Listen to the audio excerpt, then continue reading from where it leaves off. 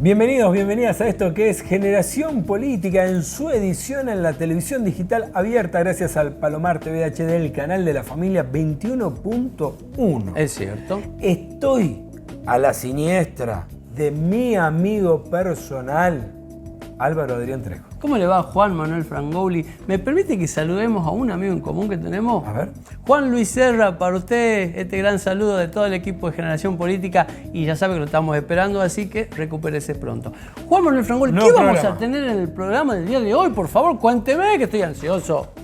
Creo que va a ser un programón, espero así porque escuche. A ver. Invitados del día de la fecha. Invitados de lujo. Referente del movimiento Evita y además es la cabeza del Centro de Referencia del Ministerio de Desarrollo Social de la Nación en Tucumán. Luciano Chincarini va a hablar con nosotros. Vamos a ver qué nos trae, porque seguramente alguna novedad seguro nos va a traer. ¿Sabe quién va a venir a nuestro programa de Generación Política? Va a venir, quise decir, ¿Quién? José Vitar. Ah, el turco Vitar. Histórico compañero del peronismo, nos va a dar su opinión sobre cómo ve la política nacional y también la provincial. Vamos a hablar con Mario Coltan, contador, Muy amigo bien. también, compañero.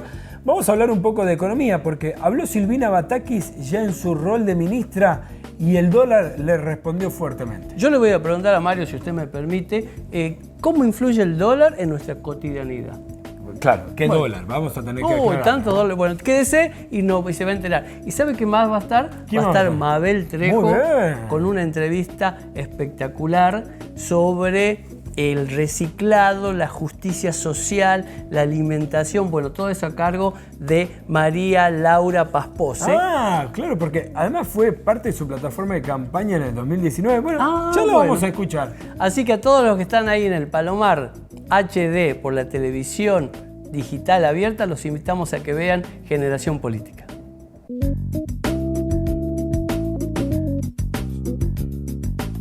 Y así es, Juan Manuel Frangoli, es su verdadero nombre. Mío, sí. Venía manejando, se me empieza a calentar el auto, ¿no? Opa. Yo, veo ahí, ginecólogo. Uy, no más freno. Te golpeo. ¿Cómo? Sí, necesito un turno. No.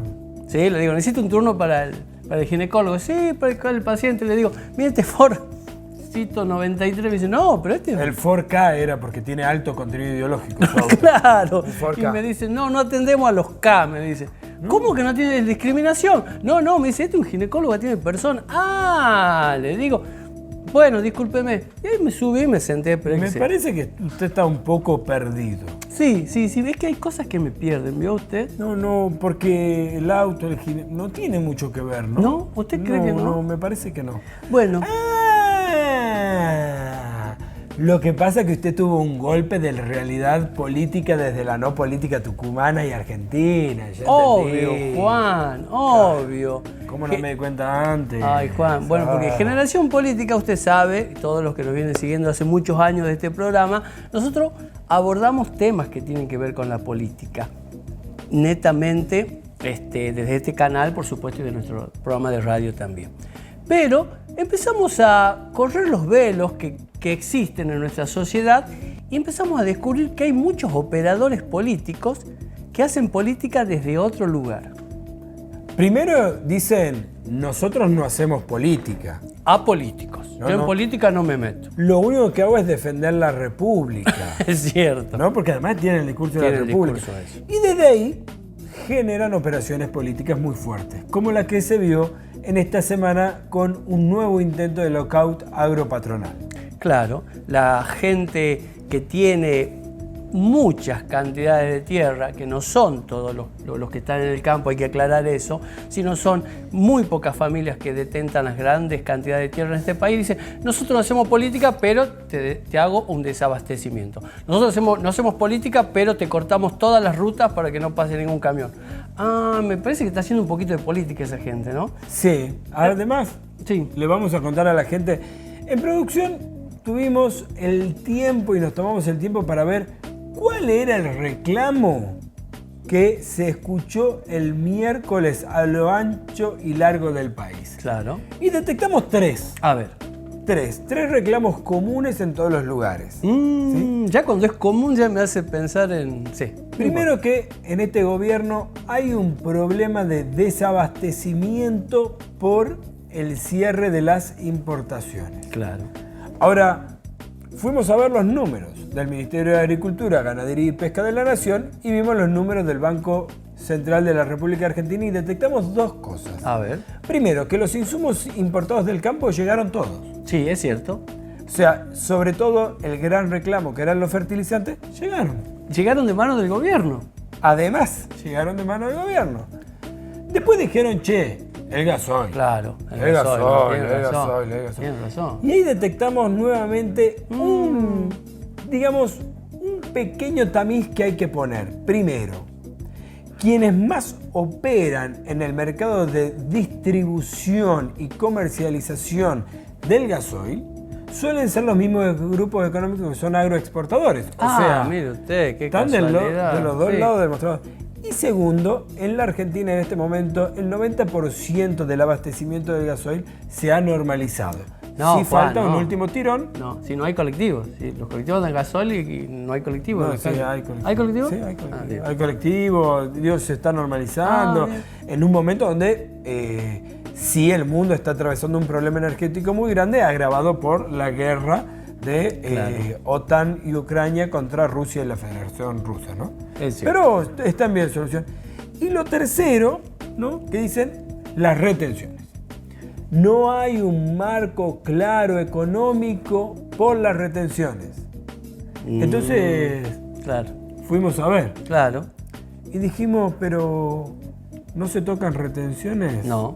Hace por lo menos una década no se tocan retenciones. Lo último que hubo fue en el gobierno de Mauricio Macri, hubo una baja, pero que después se volvió a nivelar a los niveles que tenemos hoy en soja, trigo, maíz y girasol. Salvo en dos subproductos, que fíjate que lo que hizo el gobierno fue nivelarlo con el producto de origen. O sea, el poroto de soja lo niveló con dos subproductos, que era harina y soja, en 2 puntos de retenciones en una exportación que además es muy marginal. Pero digo, no se tocan los niveles de retenciones y el mismo presidente Alberto Fernández dijo que no lo va a tocar porque no le daría la correlación de fuerza en la el Congreso. espalda, como quien diría. Pero eso a nosotros nos lleva a pensar que hay actores que están fuera de la política, se declaran apolíticos, pero están haciendo gestos políticos todo el tiempo y sobre todo contra el gobierno nacional y popular elegido por la gente. No es que critiquen al sector de la derecha, al sector del macrismo, no, sino que la crítica siempre está en común unión con los demás sectores. Otro sector también que hace política y supuestamente es un poder independiente y no me meto en nada, es el Partido Judicial. Perdón, el Poder Judicial. Que es sobre todo un poder. El Poder Judicial en las últimas semanas ha tenido 3 datos claves para analizar la situación que transcurre. Claro. Primero, la Corte Suprema de Justicia de la Nación han dado vía libre para avanzar sobre la vicepresidenta o presidenta mandato cumplido Cristina Fernández de Kirchner en una causa que no tiene ni pie ni cabeza. Nada que ver. Primero. Segundo, ha salido rápidamente a ordenar el reclamo social presente y futuro. De hecho, hemos atravesado una semana en la que se han hecho 16 allanamientos y en esto que, bien decía Álvaro Trejo, qué curioso que a lo ancho y a lo largo del país suceda lo mismo, el mismo tipo de allanamientos en diferentes lugares contra personas que simbólicamente ocupan el mismo lugar, líderes de movimientos sociales. Tal cual. Entonces vemos que Milagro Sala sigue presa y Joel Luis, que se apropió un lago que es de todos los argentinos, sigue gozando de todos los beneficios. Y otra de las cosas que le quiero contar, Juan Manuel Frangulli, de esos actores que dicen no hacer políticas, que se dicen que son independientes y que son objetivos, es el gran medio de comunicación del grupo Clarín y todos sus satélites que se encargan de hacer operación política tras operación política, tras operación política. Pero ¿sabe una cosa? Siempre en contra del mismo sector. Así es. Los llamados y populares trolls que están en la agenda cotidiana han hecho en las últimas, te diría, en los últimos días, en las últimas semanas, 2 fuertes operaciones, ¿no? Una quisieron a través de una fake news instalar que había renunciado el presidente Alberto Fernández, editando un video de la renuncia de Martín Guzmán, ¿sí? Entonces buscaron instalarlo en las redes sociales Y lo segundo que están haciendo, y lo digo en presente porque lo lanzaron en esta semana, pero se mantiene hasta el día de la fecha, es un apriete, directamente un apriete, contra jueces, magistrados en líneas generales y personas involucradas en investigación en causas que tienen como actores o como acusados a organizaciones sociales o a líderes políticos. Tal es así que hemos visto publicado el día miércoles en la red social del Pajarito, como para saberlo, el nombre, dirección, el número de quill, tremendo, la categoría del monotributo de quien está al frente de la UIF, ¿sí? De la Unidad de Investigación Financiera, después que dijera que no había mérito para juzgar a Cristina Fernández de Kirchner por la causa de obras civiles en la provincia de Santa Cruz. Así que nosotros de Generación Política los invitamos a que reflexionemos, que pensamos que todos aquellos sectores que se dicen ser apolíticos, que no juegan un rol electoral en la fiesta de las democracias, tienen siempre su argumentación desde la acción, como hablábamos con alguna gente del campo, desde los medios de comunicación, desde los trolls y desde el partido judicial. Son todas esas estructuras que funcionan en paralelo y al unísono, pero siempre en contra de un sector político y a favor de otro. Así que nosotros los invitamos a que ejerzan esa memoria colectiva para poder destapar el velo con el que nos quieren negar la realidad.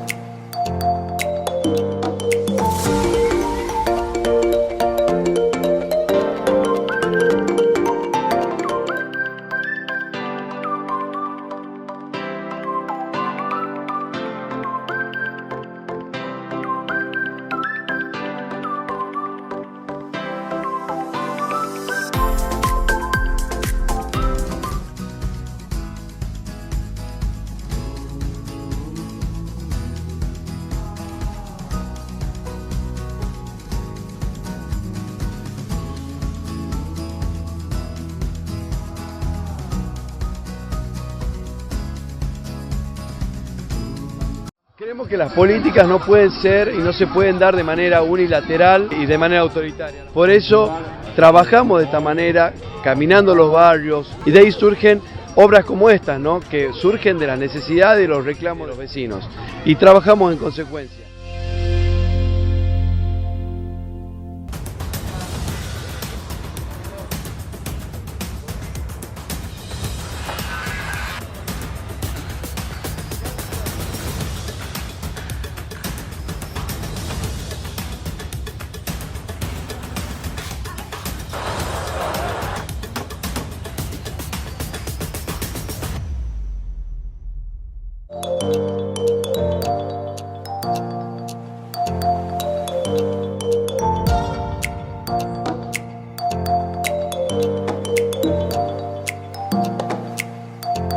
Nadie puede esperar que todo el mundo te quiera. Es muy difícil.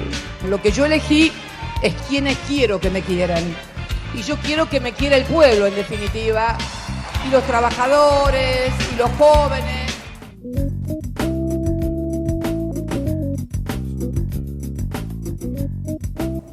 Otra vez en Generación Política estamos haciendo con ustedes una diferencia en la parte comunicacional, que es traerles el contenido, que es traerle a la gente que hace cosas para que esta sociedad cada vez funcione mejor.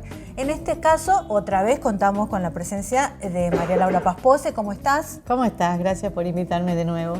Así que vamos con todos ustedes y con la entrevistada de lujo a volver sobre el tema de qué estamos haciendo para mejorar esta sociedad que es nuestro planeta, que es nuestro mundo y que nos tiene que durar de la mejor manera posible.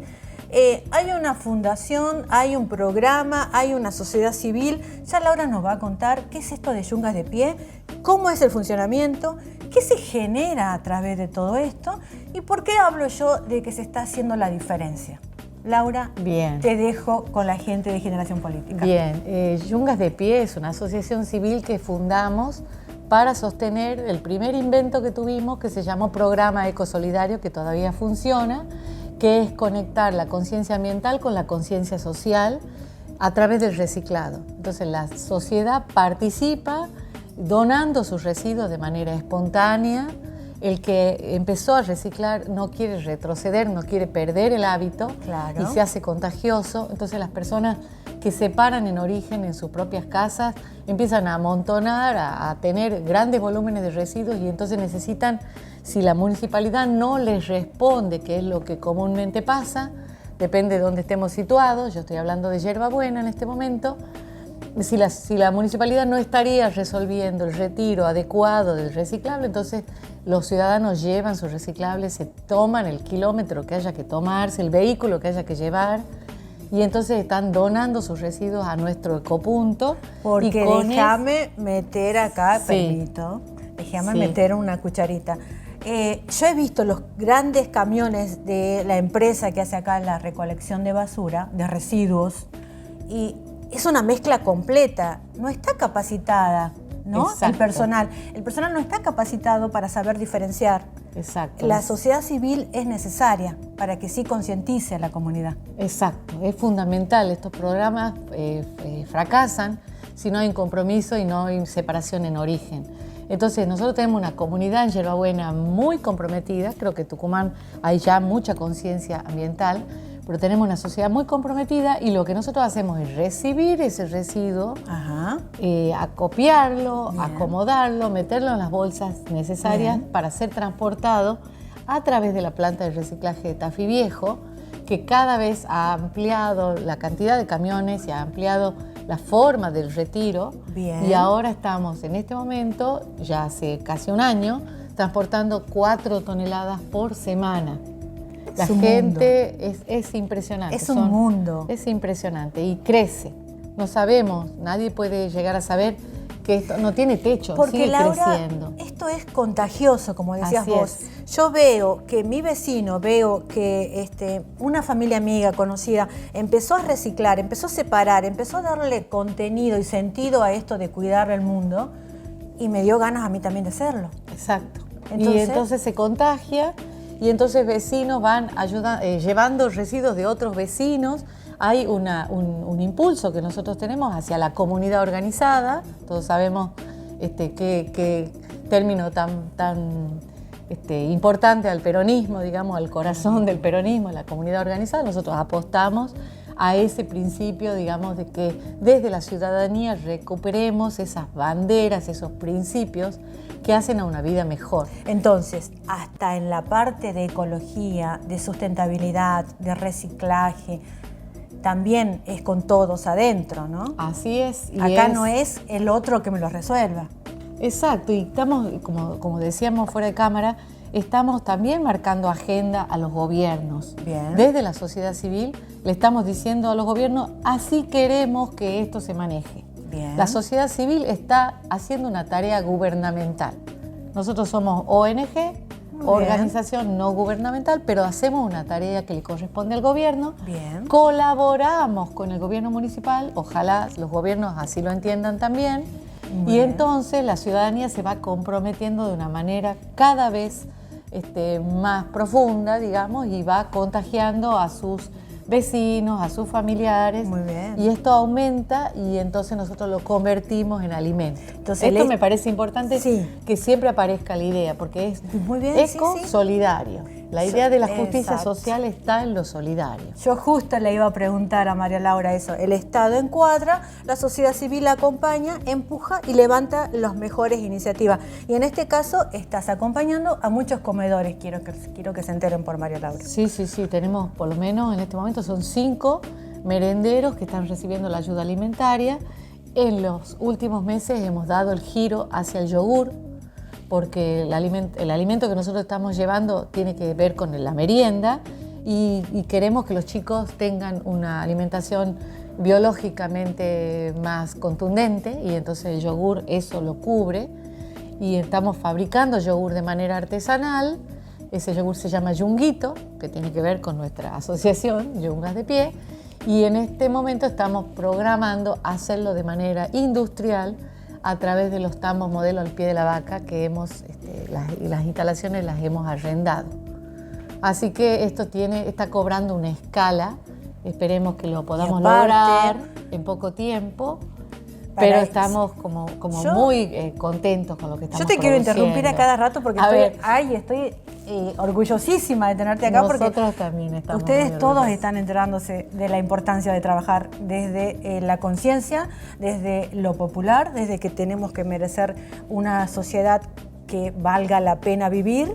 Entonces, yo te quiero interrumpir porque digo, es fabuloso. Y que los haciendo. chicos que son nuestro presente y nuestro futuro estén bien alimentados y que eso salga de la propia comunidad y que eso dé trabajo. Eso es lo que le quiero terminar contando a todos ustedes junto con Laura. Ella está dando trabajo efectivo a través de esta movida. Sí. Estamos capacitando a la gente y las personas que están trabajando en el ecopunto están aprendiendo y están transmitiendo también las buenas prácticas de la separación de residuos y cómo se tratan los residuos. Y eso, el que trabaja en esto se convierte en un promotor ambiental y en un promotor social. Así que nosotros estamos muy contentos, muy orgullosos y creemos que esto no tiene techo. Nosotros vamos a dejar este video para que ustedes lo consulten atemporalmente en cualquier momento en todas nuestras redes sociales, están acá abajo, y le vamos a dejar información visual sobre todo lo que hace Yungas de Pie y María Laura Pasposa, así que también la pueden buscar. Contentísimos de haberte tenido. Muchas y ustedes gracias. continúen con Generación Política.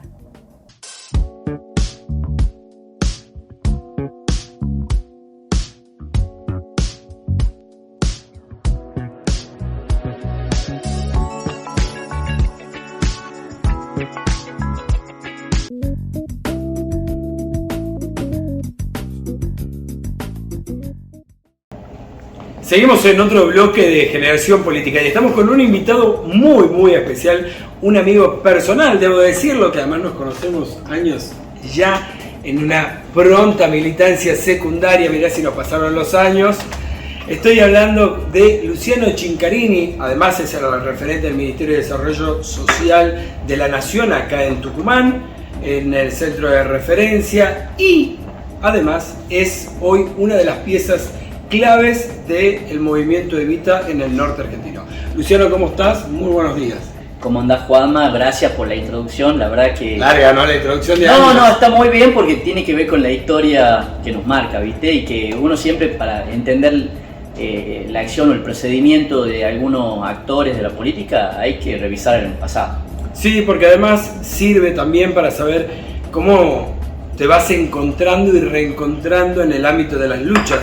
Yo me acuerdo en aquellos años mozos lo que era el intento de armar la UES nuevamente, la Unidad de Estudiantes Secundarios, como un movimiento social en un momento muy particular de la Argentina. En ese momento atravesábamos el menemismo con una reducción del PBI asignado a educación. Bueno, y por ahí, mirá qué bien que me viene, quiero arrancar desde esa historia de los movimientos sociales, en ese caso estábamos hablando de los secundarios, a los movimientos sociales hoy y su rol. Sí, bueno, yo creo que esto es la continuidad, claramente la continuidad. Lo que sucedió en el medio es la irrupción de Néstor Kirchner en la política argentina, ¿no? Que nos convocó, lo que estábamos en la calle, porque nosotros en el plan de lucha que desarrollamos en el 2001 y 2002, era justamente los estudiantes, en ese caso de las escuelas universitarias, de otras escuelas secundarias, nos uníamos a los trabajadores, a los obreros que movilizaban en contra del ajuste del gobierno de la Rúa en ese momento. Pero de repente vino un tipo, ¿no? Este Néstor Kirchner, este flaco alto en el 2003, que nos dijo que no iba a dejar sus convicciones en la puerta de entrada de la Casa Rosada y nos convocó. Nos dijo, ¿qué hacen en la calle? Vengan acá a ser parte de este proceso político porque ustedes son parte muy importante de la agenda que vamos a desarrollar desde las políticas públicas, ¿no? Entonces esa cuestión disruptiva de la política argentina fue lo que nos convocó a la política, ¿no? Y somos continuidad de eso. Y discúlpame que te interrumpa, pero te quiero preguntar, se ha puesto mucho en discusión en este último tiempo, sobre todo porque cobra otra resonancia política cuando habla Cristina Fernández de Kirchner en la Argentina. El rol de los movimientos sociales. Creo yo que se ha intentado hacer decir a la presidenta mandato cumplido cosas que no ha dicho en realidad, pero sí ha puesto en escena de vuelta el rol de los movimientos sociales en un momento difícil de la Argentina y en un momento políticamente complicado del Frente de Todos. Sí, así es. Yo creo que las palabras de Cristina fueron dolorosas para quienes integramos los movimientos sociales en Argentina, porque la lucha que tenemos no es una lucha que se parece al oportunismo que pone siempre, lamentablemente, la política tradicional. Digo, se traduce en el descontento generalizado que tiene la población argentina con los políticos, ¿no? Los políticos que sustentan una política que se alejó de la agenda del pueblo, ¿no? Que discute su propia agenda y muchas veces se discute el poder, se discute la lapicera, como dice Cristina. Yo creo que hay un gran desconcierto de la política tradicional que no termina de entender cuál es el rol que tenemos desde los movimientos sociales, porque nosotros hasta tenemos una teoría distinta, una teoría de cómo se logra el desarrollo en la Argentina y que tiene que ver con lo que nosotros hablamos que es la economía popular. Ahora, hay una parte de los movimientos sociales que, digo, en todos lados se cuecen habas, dice el viejo refrán, ¿no? Hay una parte de los movimientos sociales que sí tienen que repensarse a sí mismos y algunas de sus prácticas, pero hay otros que hacen una tarea muy noble. De hecho, también entiendo por qué en las últimas semanas la misma Cristina Fernández de Kirchner ha recibido a referentes de movimientos sociales con los que ha discutido no solamente la propuesta del salario universal, que ella también lo ha puesto claramente sobre el tapete, sino el avance del narcoestado o el narcobarrio en algunos lugares, cosa que ya se advirtió cuando fue la asunción de la presidenta de Honduras, ¿no? Mira, te voy a dar una respuesta desde la política, no desde los movimientos sociales, que a su vez estamos en una etapa de los movimientos sociales, decimos, queremos participar fuerte en la política, ¿no? Nosotros tenemos un momento de debilidad porque el mundo atraviesa una crisis, todos los gobiernos que son oficialistas, estaba viendo las encuestas del gobierno que acaba de asumir hace un año en Uruguay, un gobierno de derecha, pero también está sufriendo dificultades profundas, lo que sucede en Ecuador también. Cuando no se escucha, cuando no se atiende los reclamos de las bases sociales, suceden estas cuestiones disruptivas. Yo creo que es un momento de buscar la unidad. Si vamos a buscar los puntos que nos distancian, que nos separan, que nos segregan, son muchísimos. Y las críticas que hay con la política tradicional son mucho más amplias y más profundas que lo que existen con los movimientos sociales. Ahora creemos que no es momento de hablar en lo que nos distancia, sino de lo que nos une, y hoy nos une lo mismo, ¿no? Nosotros estamos impulsando el salario básico universal con el conjunto de los movimientos sociales en la Argentina, y eso no se distingue las cuestiones partidarias, porque tiene que ver con el plato de comida de los argentinos y de la Argentina, que lamentablemente en un país que produce tantos alimentos, pero con el contexto internacional, con una suba desmedida de los precios de los commodities, particularmente de las energías y de los alimentos, está en crisis la mesa argentina. Entonces, en ese contexto, la respuesta desde la política no tiene que ser disgregante, tiene que ser para unificar y para sumar, para ampliar lo que es el Frente de Todos, este dispositivo que supimos construir en el 2019 con un aporte muy valioso de los movimientos sociales. Juan Manuel, acuérdate que generamos condiciones desde la calle, desde la movilización permanente, de haber resistido, acordate los avances que quiso tener el macrismo sobre, por ejemplo, la jubilación en la Argentina, y nosotros pusimos el cuerpo, pusimos la movilización de todas nuestras organizaciones en las calles y generamos condiciones para la unidad amplia que nos permitió recuperar la conducción del Estado Nacional. Ahí en ese aporte quiero hacerte una última pregunta, sé que además el tiempo es tirano y tenés otras tareas, pero va a ser una pregunta desdoblada, ¿no? Sí. Ya va la advertencia que serán dos. Sí. Entiendo yo que en el marco de los festejos de un nuevo aniversario de la independencia política de la Argentina, el movimiento Evita, junto con otros movimientos sociales, tuvo una especie de gran plenario para discutirse a sí mismo y su rol en la política más tradicional, si se quiere. Sí. Contame un poco qué ha pasado el fin de semana pasado en ese plenario y cuál fue la decisión de las organizaciones sociales en su conjunto. Desdoblada va a ir tu decisión. Está bien la salvedad que haces cuando hablas de la política tradicional, porque la política tradicional solamente ve la construcción o la táctica electoral como la única forma de construcción de poder político, y nosotros creemos que es parte de una construcción integral. Nosotros creemos que el desarrollo de la organización comunitaria, nuestras fuerzas desplegadas en las calles, el pueblo movilizado, que es la tradición histórica del peronismo en la Argentina. Nosotros nacimos un 17 de octubre del 45 desde la movilización popular. Creemos que esa tradición es la que nosotros tenemos que rescatar, que es lo mejor, por lo menos es lo que nos permitió adquirir el conjunto y el punto más alto de derechos de los trabajadores en la República Argentina cuando Juan Domingo Perón fue presidente, ¿no? Entonces, recuperando esa tradición, lo queremos hacer desde los movimientos sociales, lo queremos hacer desde la periferia al centro y desde abajo hacia arriba, como nosotros planteamos. Nos juntamos en un congreso que fue un punto importante, pero no culmine de un proceso que ya llevamos 6 meses de discusión en todas las provincias. Acá en Tucumán 3 precongresos provinciales, un congreso provincial, un nivel de discusión muy profundo que venimos dando, porque creemos que hay que rediscutir para generar una nueva teoría. Una nueva teoría porque vemos que las teorías del desarrollismo, donde se asienta el peronismo tradicional, van llegando a un límite en un mundo que se reconvirtió, un capitalismo que se reconvirtió, y aquel capitalismo en serio que Cristina habla ya no es el mismo capitalismo de hace 15 años atrás, ¿no? Cuando estaba la emergencia o estaban surgiendo los BRICS, los países en desarrollo o subdesarrollados en el mundo. Entonces ese mundo necesita también un nuevo proyecto de país, y por eso coincidimos con Juan Graboy del MTE, coincidimos con Juan Carlos Alderete de la CCC y de otros movimientos que estuvimos confluyendo en un congreso del movimiento Evita el fin de semana pasado, a donde planteamos que los movimientos sociales vamos a integrar con fuerza también la táctica electoral dentro de lo que es la construcción de poder político, ¿no? Que me parece que es algo fundamental, y también la institucionalización del movimiento Evita, darle fuerza a la institución, ¿no?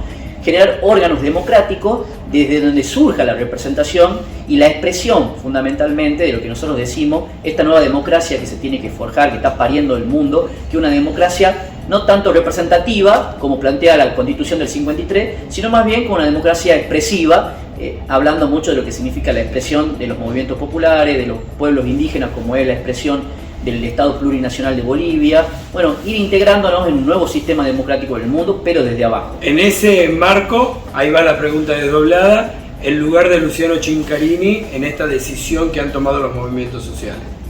Bueno, en primer lugar, el lugar que me va situando la militancia, ¿no? Uno se debe al proceso político y a la organización y al conjunto de organizaciones de donde uno proviene y donde uno también va forjando los proyectos políticos.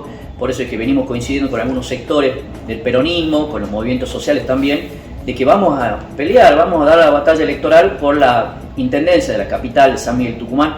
Creemos que es el distrito municipal más grande, es así en términos cuantitativos, sí, y en términos cualitativos también por la importancia histórica de la ciudad de San Miguel Tucumán, y que está en manos de Cambiemos de hace muchos años, y creemos que los ciudadanos de San Miguel Tucumán, que ahora con el nuevo resultado del censo va a arrojar que casi 1 millón de habitantes que vivimos en San Miguel Tucumán, necesitamos que el Estado tenga otra dinámica y otra cercanía en función de las necesidades y los intereses del pueblo tucumano. Hablamos con Luciano Chincarini acá en Generación Política. Luciano, muchísimas gracias por haber venido a Generación Política en la TDA. No, por favor, gracias a ustedes por el espacio, por la invitación. Y como siempre digo, Juan Manuel es un amigo, un compañero de lucha desde que éramos muy chicos, y esa coherencia se traslada hasta el día de hoy.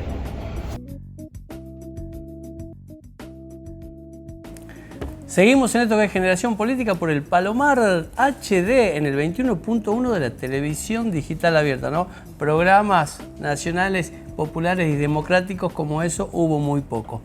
Estamos en la librería del Griego compartiendo un exquisito café acá con Mario Coltan. ¿Cómo le va, Mario? Muchísimas gracias por venir a Generación Política. Muchísimas gracias, muchas gracias. Bueno, yo le cuento, además, Mario. el café espectacular. Es muy hecho rico, por un amigo, muy un livianito, especialista. ¿no? Muy livianito. Bueno, vamos a hablar de eso otro día. ¿Sabes que yo vengo de Val de Río Salí recién, no? Voy a cargar la tarjeta ciudadana y quiero pagar con dólares. Y me dicen, no te recibimos dólares acá. ¿Cómo que no me reciben dólares? Le digo, ¿qué país bananero es esto? Me voy enojado, por supuesto, veo un taxi y digo acá, escúcheme, tengo dólares para pagar. Me dice, ¿do qué? Me dice, ¿cómo do qué? Le digo, ¿dólares? No recibo, eso chango, me dice. Bueno, listo, quedamos así. Bueno, digo, sé que voy al Griego, me veo caminando porque no conseguí dónde comprar dólares, quería comprar una gaseosa, no me recibieron los dólares para comprar gaseosa tampoco. Digo, bueno, cuando lo vea Mario le voy a preguntar, ¿qué tan importante es que el dólar valga 280 pesos para la economía diaria de todos los argentinos? Qué pregunta. Es y no es importante. La verdad que no es importante en términos de la economía real, porque, a ver, yo quiero ponerlo como para que tengamos una idea de lo que es el volumen de las operaciones que se manejan en ese dólar blue, paralelo, ilegal, en el país, en la Argentina. Bien. Diariamente se puede decir que ese dólar, que sobre todo tiene que ver con el turismo, que tiene que ver con aquellos que quieren tener el billete para atesorar, para supuestamente ahorrar, es una operación que debe significar entre todos los argentinos una cifra de 2,5 millones, 3 millones de dólares por día. Pará, Mario. Entonces vos me decís que solamente hay 2 o 3 millones de dólares blue dando vuelta. Sí, es una actividad muy pequeña, está vinculada con lo que se llaman las cuevas. Ustedes vieron donde están esas personas que uno pasa por la calle, acá en Tucumán concretamente, los llamados arbolitos, dólar, cambio, que en general uno los ubica, sabe dónde funciona y que deberían estar sancionados porque está vigente una ley penal, cambiaria, porque no pueden trabajar, no deben trabajar, está prohibida ese tipo de operaciones, porque esas cuevas no están autorizadas a funcionar legalmente. Esas operaciones se hacen dentro del sistema financiero autorizado y todo eso es marginal, porque todos esos dólares, todo ese movimiento de dinero, tanto en pesos como en dólares, es dinero que está fuera de lo declarado legalmente. Claro, y Mario lo dijo bien, ¿no? Dólar marginal, dólar ilegal. Por eso se le puso el nombre de blue, como para ponerle algún grado de suavidad. Te hago la pregunta, ¿quién le puso dólar blue?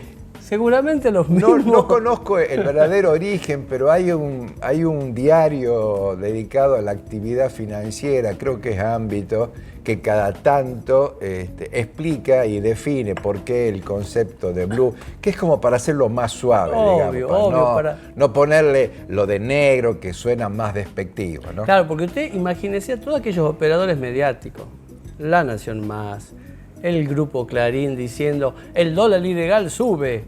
Es como decir más o menos, está subiendo la cocaína, el país se va a caer. A ver, están hablando de algo que está fuera del mercado legal. Claro.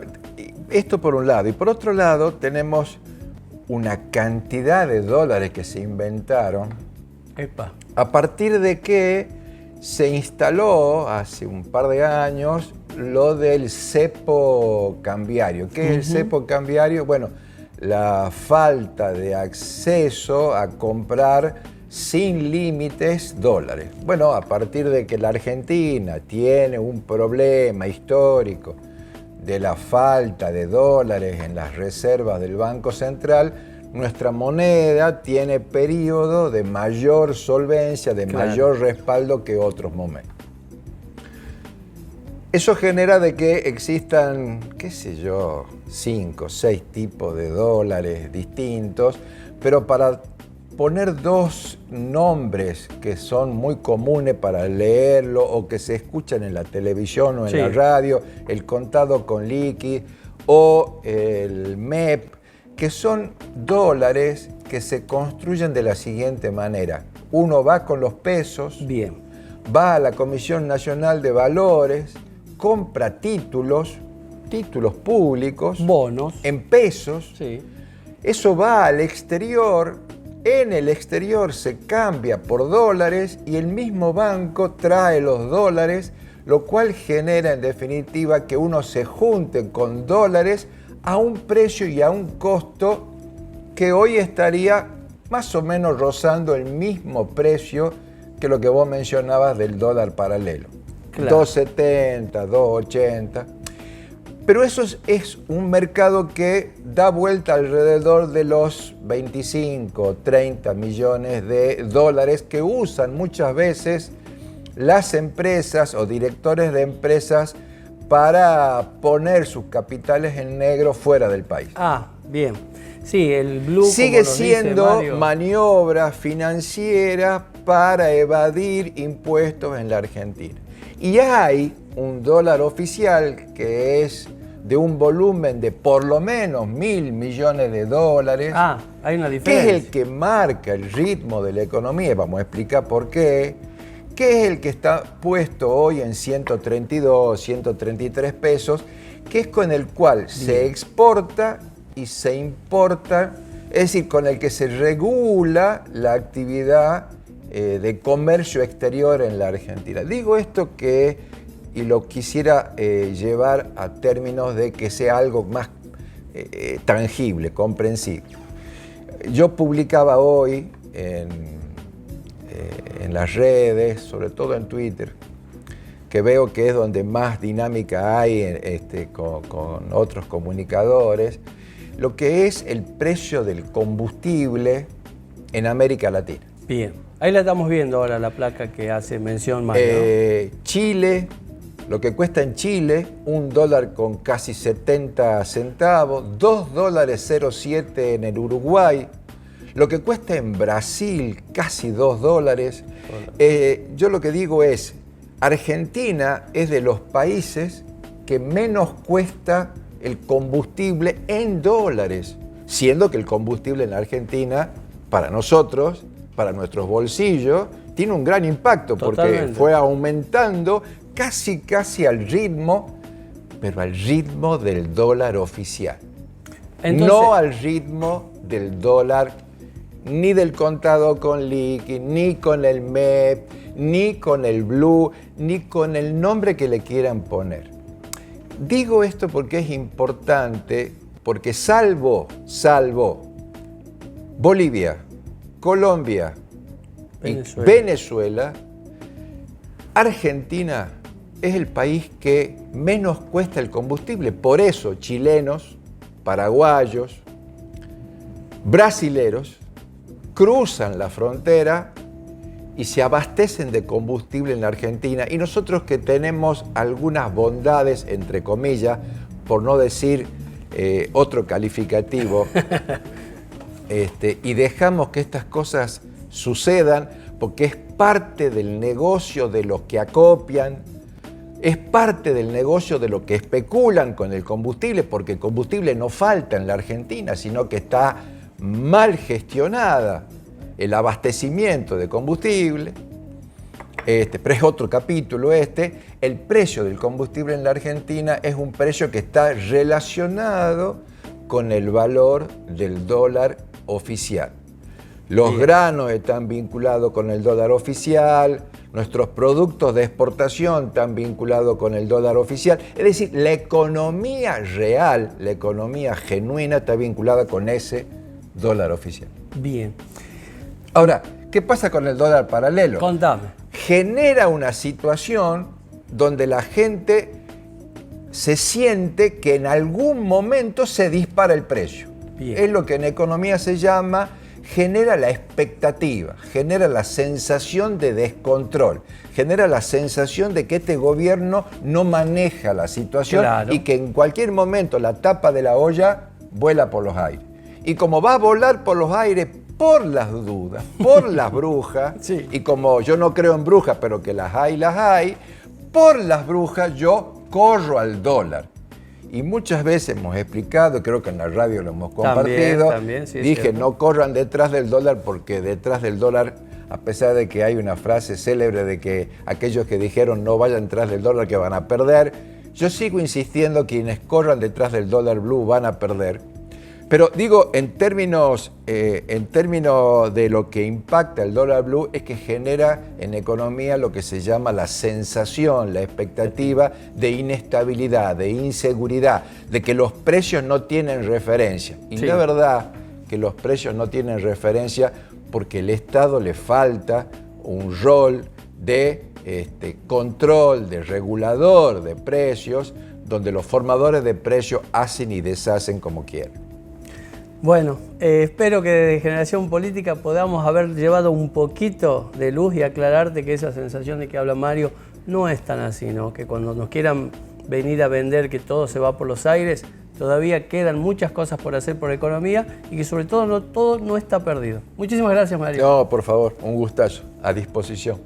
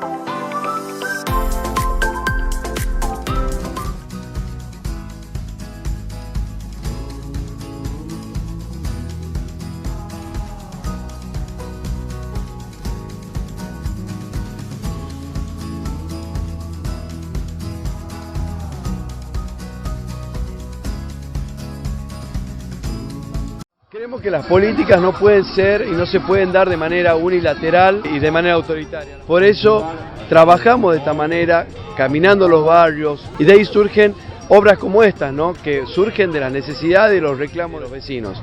Y trabajamos en consecuencia.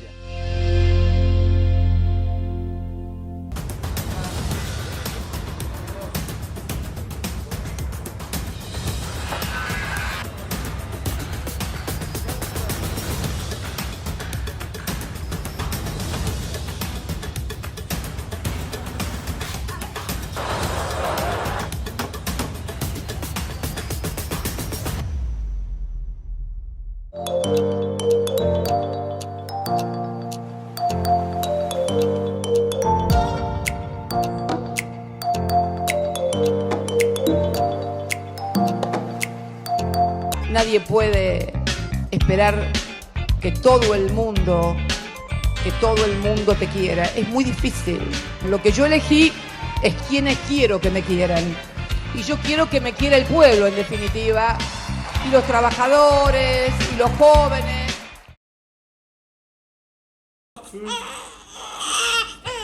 ¡Oh!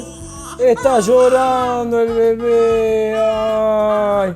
¿Escucharon?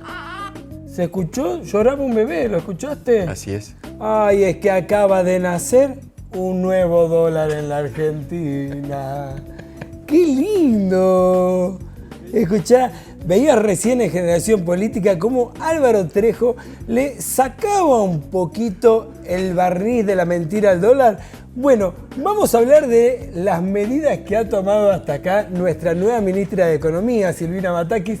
Por eso le hemos pedido a nuestro contador y amigo Mario Coltan que hablemos del tema, porque, entre otras, y valga la ironía, hoy se modificó a partir de esta semana, por resolución del Banco Central, el impuesto, en realidad la percepción adelantada del impuesto a las ganancias y bienes para las compras que se hacen con tarjeta de crédito en el exterior, incluidos servicios, lo que se llama ahora dólar turista en tarjeta, ¿no? Así es, así es. Hubo un ajuste, creo que de 10 puntos. 10 puntos, de 35 a 45%. De 35 a 45. Noticia fresca. Noticia fresca. Bueno, pero no me quiero enganchar en ese tema. Mario, primero, gracias por haberte quedado con nosotros. Gracias a ustedes, la verdad. ¿Por qué le pedimos a Mario que se quede? Porque parecía de repente que había cambiado el timbre de voz, pero que la idea de la política económica argentina seguía siendo la misma. Habló Batakis, dio su percepción de la situación económica y habló de cómo piensa ella que tiene que caminar la economía argentina. ¿Me podés traducir lo que dijo Batakis? Porque parecía Guzmán.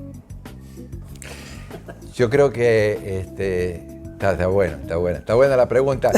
Yo creo que hay dos formas de mirar a Silvina Batakis. Una es aquellos que esperábamos el viraje del discurso y los contenidos, el volantazo de la política económica, y otra es desde la responsabilidad en el ministerio de ir corrigiendo primero de sentarse en el sillón del Ministerio de Economía y saber quién tenía atrás, porque sentarse en medio de la gestión después de semejante desastre que hace el ministro saliente, de la forma en que se va,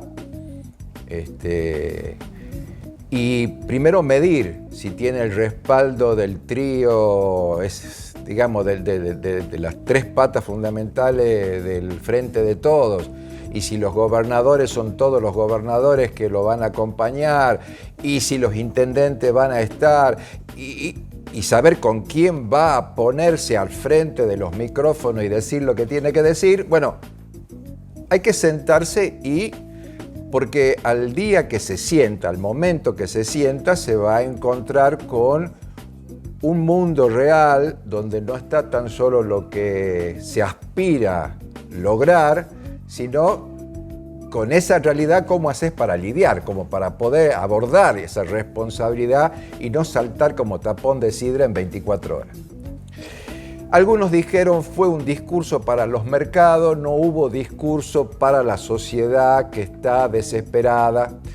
Yo diría que fue un discurso para el momento de asumir. Yo, conociendo a Silvina, no quiero poner un cheque en blanco, no soy de los que pone cheque en blanco, ni siquiera le pongo cheque en blanco a los gobiernos, incluso al Frente de Todo, que es el frente que voté, milité y lo llevé en el corazón hasta que logramos sacar a Macri del gobierno. Pero creo que fue un discurso sereno, un discurso enérgico en varias cosas.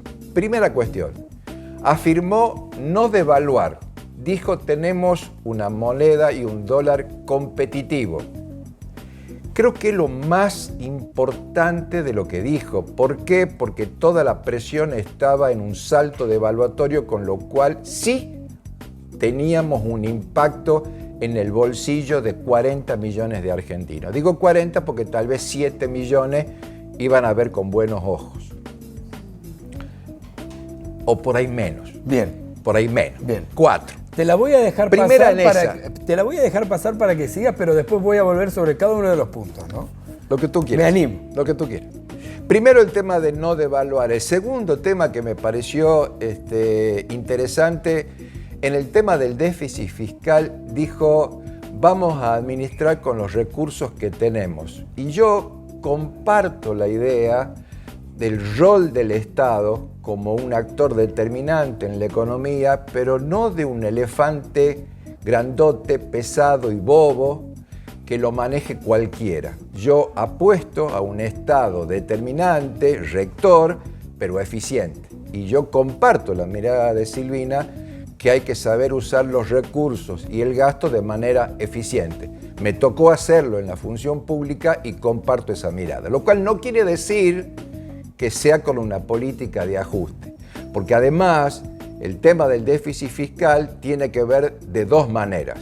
Una puede ser ajustando el gasto y el otra mejorando los ingresos. Y creo que ella, cuando dice vamos a modificar, que es el tercer punto que plantea ella, el sistema de cobro de impuestos en la recaudación del impuesto inmobiliario con un nuevo modo de evaluar la propiedad en la Argentina, que fue creado en el año 2017 por el gobierno saliente de Mauricio Macri a través del OFEBI, que es el Organismo Federal de Evaluación Inmobiliaria, que quedó ahí congelado, incluso que este gobierno siguió manteniéndolo congelado con la Liga de Gobernadores, incluido porque todos se hacían los SOTA, incluso el gobierno de Tucumán, porque no se quiere meter la mano donde hay que meter la mano, que es en las propiedades, porque las valuaciones fiscales sobre las que se paga el impuesto inmobiliario es el 7% del valor de las propiedades de mercado, con lo cual podríamos modificar la recaudación de ingresos brutos,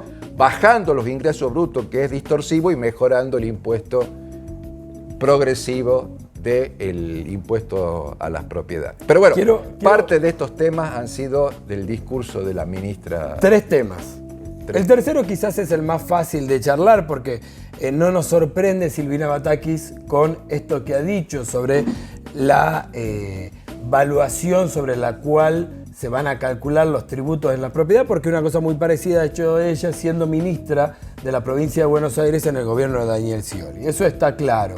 Hay que ver el tiempo de aplicación. Y que lo hizo ahora con Kicillof en la gestión. Claro, y las posibilidades que tiene de aplicarlo en el corto tiempo, ¿no? Porque si se pudo hacer en la provincia de Buenos Aires. Ahí hay que verlo, pero estamos de acuerdo en eso. Ahora, después depende de los gobernadores. Ahora, no devaluás.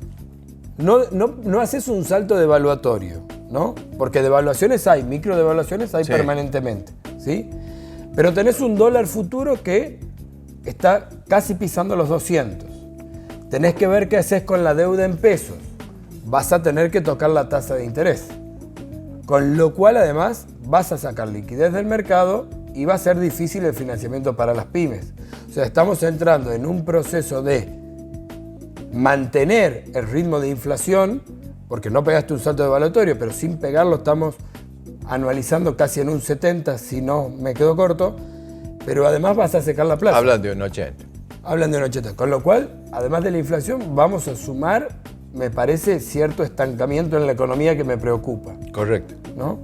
Y lo segundo que dijiste, que tiene que ver con el equilibrio fiscal, que me parece preocupante si se quiere, es, entiendo yo que lo que dijo la ministra es que también hay una modificación en el criterio de la forma de gastar la plata. Esto para que se entienda rápidamente. Las partidas muchas veces se gastan de forma adelantada. Esto significa yo voy a gastar lo que calculo que voy a tener, ¿no? El criterio de aquello de vengado. Y ahora la ministra dice, no, vas a gastar en función de lo que hoy Villa tenés. metida, villa pagada. Con lo cual para que se pueda entender. Con lo cual va a implicar un pequeño ajuste en el gasto público, no solamente en lo que tiene que ver con el personal, ¿no? La recaudación va por delante del gasto. Estamos recaudando más que la tasa de inflación. Si es por cuando entra el dinero, yo te garantizo que el dinero va a estar antes del gasto.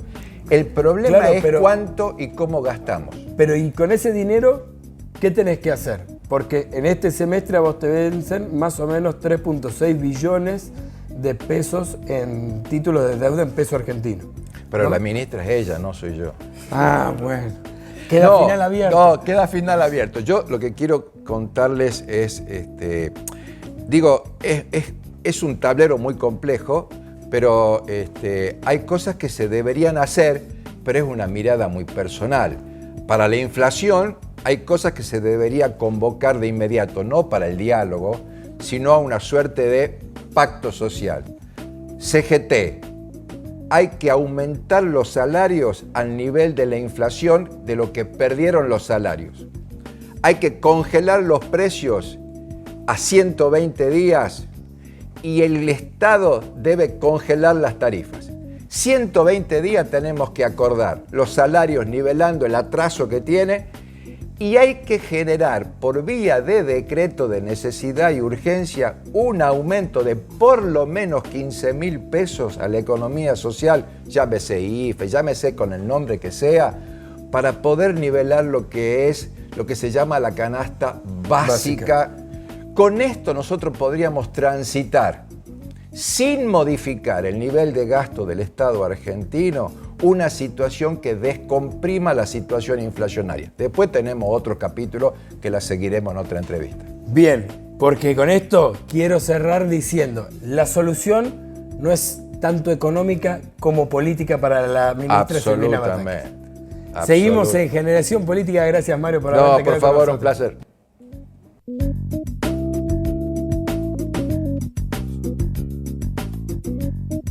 Otro bloque más en Generación Política por el Palomar TV y también por YouTube. Nos pueden encontrar en nuestras redes sociales. Me encuentro con el compañero José Vitar. Bienvenido a Generación Política. Un gusto estar acá. José, vos sos un experimentado actor de la política tucumana. ¿Cómo ves a nivel... Eso no quiere decir viejo, ¿no? No, por eso uso experimentado. Así nos cuidamos entre nosotros. ¿Cómo ves el panorama nacional y provincial en cuanto a la política? Bueno, empecemos por lo nacional, ¿no? Que da el marco general. Creo que es un momento complejo, difícil, complicado. La derrota electoral del Frente de Todos, las elecciones de medio término, un hecho inesperado y complejo además, puso sobre el tapete la crisis de la alianza política que integramos. Pero yo soy siempre un convencido de que las crisis, a la vez que ponen de manifiesto las dificultades, también plantean posibilidades de superación. Siempre se dice las crisis generan oportunidades. Las crisis generan oportunidades. Y creo que ha sido buena esta crisis, porque ha permitido poner en blanco sobre negro las limitaciones con las cuales se conformó el Frente de Todos, fruto de la angustia preelectoral, de la falta de tiempo, de procesar adecuadamente los acuerdos y de una costumbre que a veces tenemos los argentinos y de los cuales el peronismo no está exento, que es que a veces nos cuesta aprender de la experiencia del pasado, porque hay similitudes en la historia anterior, reciente en nuestro país, a alianzas y frentes políticos que se conforman sin que esté claro ni las pautas programáticas del eventual gobierno de la coalición, ni la distribución de roles dentro del gabinete. Todo eso eclosionó ahora. Es decir, los objetivos y las funciones de cada uno dentro. ¿Y qué se iba a hacer? Digo, pareciera ser que nunca hubo en la velocidad que exigían los acontecimientos en la elección de 2019 una charla profunda, con tiempo, mesurada, en la cúpula del Frente de Todo ese momento, donde se diga, bueno, ¿qué vamos a hacer? Pero como discurso de todo, no de alguien en particular. ¿Cómo vamos a manejar el endeudamiento externo del país? ¿Cómo va a ser la relación con el fondo? ¿Cuáles van a ser los marcos de la negociación con el fondo? ¿Qué concesiones estamos dispuestos a hacer y cuáles no? ¿Qué política económica se va a aplicar? ¿Tenemos una clara conciencia de la herencia que nos deja el macrismo o no? Eso evidentemente no estaba elaborado. Entonces Fernández se hizo cargo como pudo, tuvo que designar un ministro de Economía, creo que se buscó a alguien que de alguna manera no fuera una expresión de los grupos del establishment, y la designación cayó en alguien como Guzmán, que tenía, yo te diría, dos ventajas. Una, que no se le conocían vínculos con ningún sector empresario ni económico del país. Dos, que era el discípulo más aventajado de Joseph Stiglitz. Claro, el Premio Nobel de Economía. Premio Nobel de Economía, un exfuncionario del sistema financiero internacional que tuvo un proceso de reconversión interesante hacia el keynesianismo y escribió ese famoso libro, que no sé si lo habrán leído, en el año 2001-2002, que se llamaba El malestar de la globalización. Sí, sí. Con una interesante descripción crítica de lo que era, de lo que había sido el rol del fondo en el proceso de globalización financiera y cómo el capitalismo se había deformado y había degenerado, esa sería la palabra, en un sistema donde lo productivo había quedado subyugado a lo financiero. Ahora, José,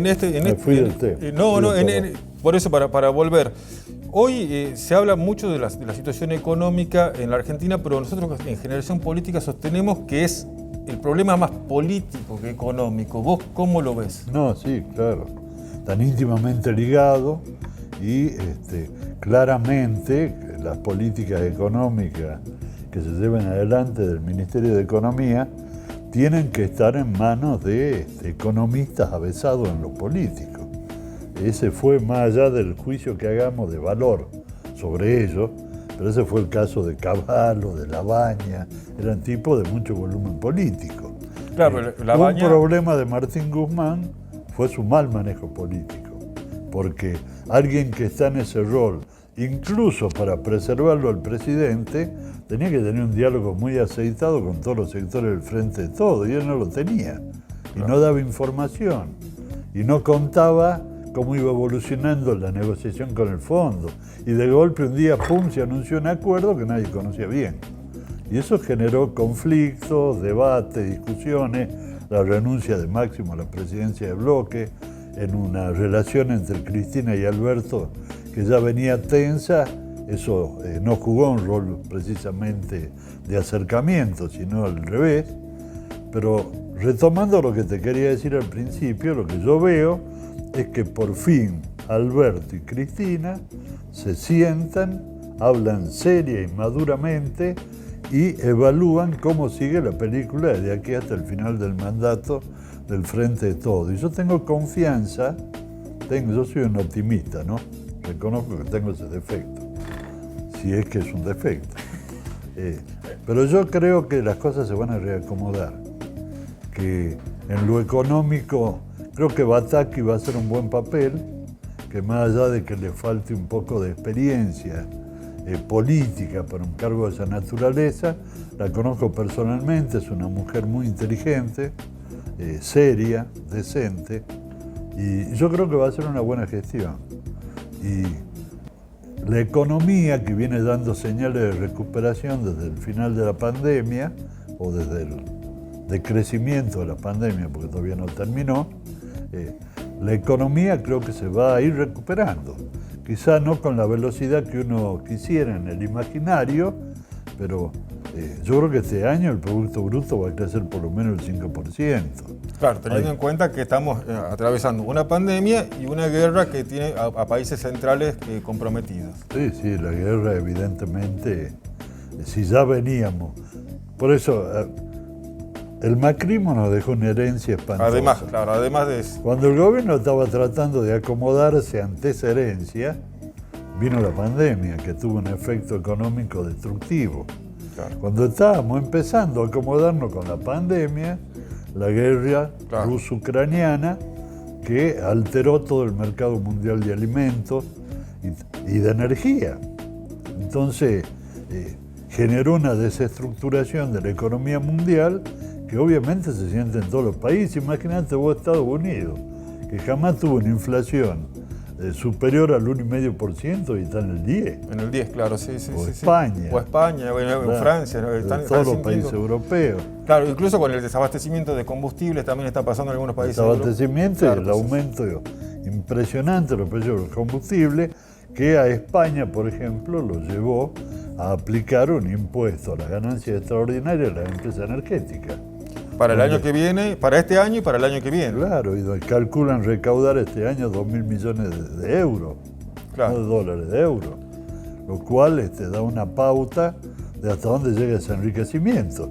En el único lugar donde los que se enriquecen no dan señales de aviso es en la Argentina, porque a quien favorece todo este aumento increíble de los precios de los commodities del agro y al famoso campo. Claro. Y sin embargo están haciendo movilizaciones exigiéndole al gobierno más concesiones, cuando en realidad debiéramos estar discutiendo si no le metemos retenciones móviles. Una retribución de los recursos. Retenciones móviles, como se intentó hacer cuando Lustó, que ahora no se acuerda de nada, era ministro de Economía. Para ir cerrando, el panorama local, ¿cómo lo ves en Tucumán?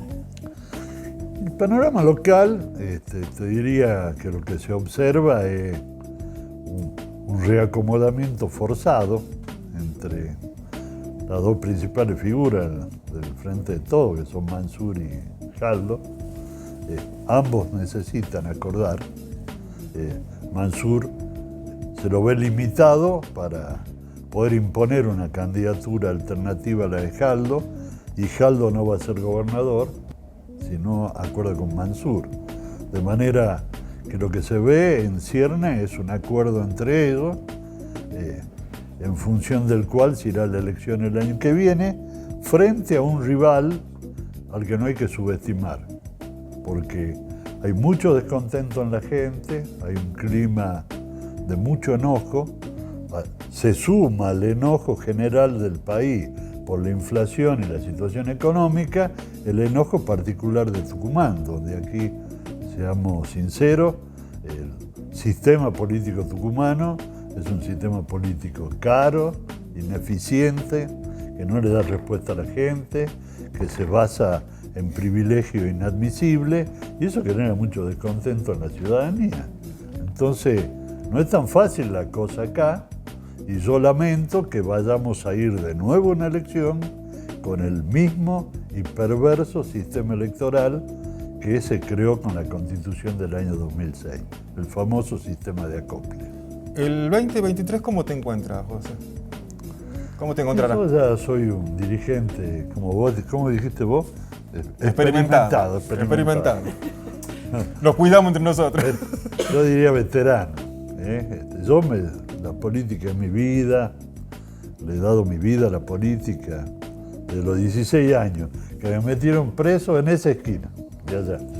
Estamos en la librería del Griego, está hablando de la esquina de Mendoza y Muñica. Estoy hablando del primer tucumanazo, tenía 16 años. Y vinimos con un compañero y amigo de esa época, que ya no vive, pobrecito, mi amigo Guillermo Barbieri. Vinimos a ver cómo era el lío de los estudiantes, porque nos gustaba. Y nos casaron y terminamos en la tercera, aquí en la Maipú, 2 noches en Cana. Desde ahí la política ha sido mi motivación de vida, el único amor al que nunca renuncié. Entonces, hacer política voy a hacer hasta el día que me muera. ¿Qué me gustaría?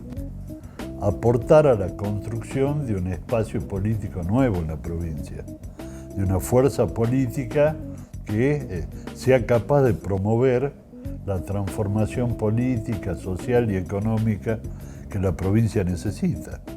Y a mi juicio el primer paso para eso es una gran reforma política e institucional que permite una renovación del sistema político, porque mientras tengamos esta historia de los acoples tal como se viene manejando, y lo que tenés son verdaderos clanes familiares que se perpetúan en el poder. Cuando el jefe del clan ya tiene los 2 mandatos constitucionales y no puede seguir, lo pone al hijo, a la hija, a la mujer o al hermano, y después vuelve a los 4 años y se ha formado una verdadera oligarquía política en Tucumán. Entonces eso me parece que hay que cuestionarlo. José Vitar, muchísimas gracias por venir a Generación Política. Al contrario, un gusto y gracias por invitarme. Seguimos.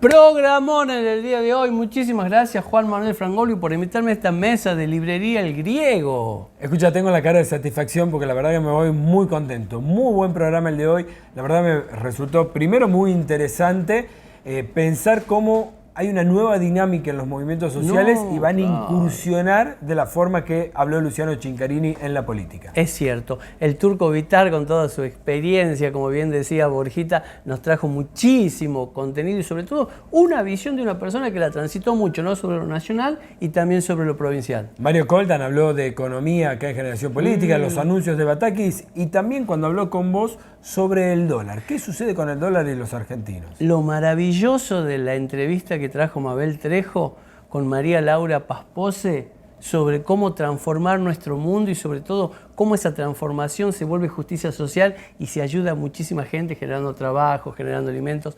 Fantástico. Así que bueno, desde acá nosotros de Generación Política más que satisfechos. Estamos en el Palomar TV, en la TDA 21.1 todos los sábados al mediodía. Si no pudiste enganchar este programa entero, lo agarrás en nuestras redes sociales, ya va a estar colgado en nuestro canal de YouTube desde las 13 horas. Y si te quedaste con ganas de más, siempre te contamos que los jueves en Radio Nacional estamos desde las 16 horas con Generación Política. Hasta el sábado que viene.